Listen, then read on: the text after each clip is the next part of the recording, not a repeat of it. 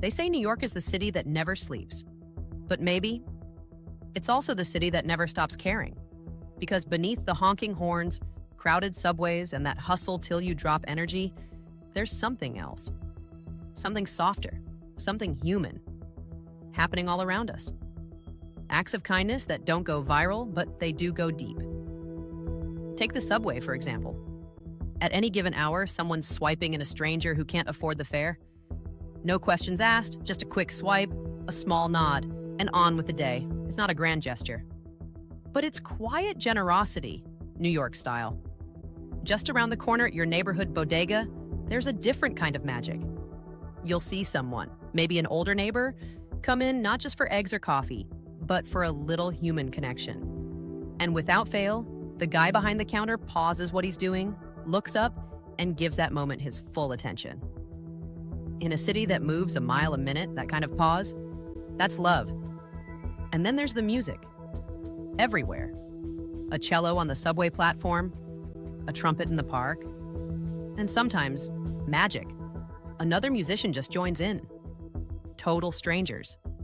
No rehearsal, no plan. Just rhythm, soul, and a silent agreement that this is a city where art happens on the fly. And somehow it works. It always works.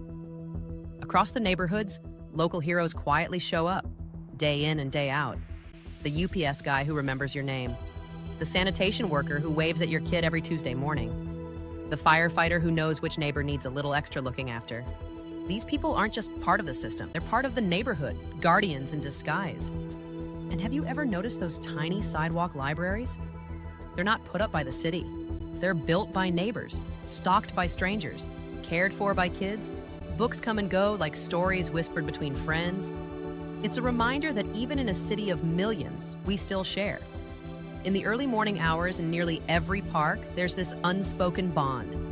The dog walker tribe, they hold doors for each other, carry extra poop bags, and always know every dog's name, even if they have no idea who you are. It's chaotic, hilarious, and kind of beautiful. On the subway again, and it happens more than you'd think. Someone sees a tired mom, a person with a cane, a nurse who just finished a 12-hour shift. And without a word, a seat opens up. No drama, just quiet respect. Your favorite street vendor? They know your order. But beyond that, they know your mood. If you've been there more than twice, you might find your lunch comes with a little something extra. A bit more sauce, a kind word, a nod that says, "I see you."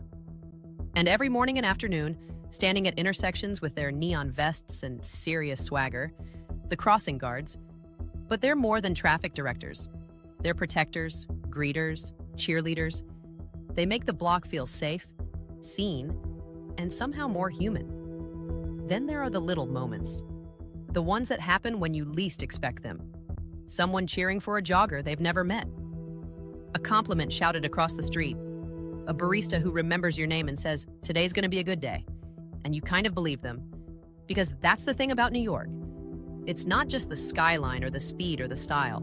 It's the way kindness sneaks in when you're not looking. So the next time you're walking down a crowded street, stop for a second. Look around. Behind the noise, past the rush, there's something beautiful happening. Something warm. Something quietly heart-changing. In this city, the real magic isn't in the big moments. It's in the everyday ones.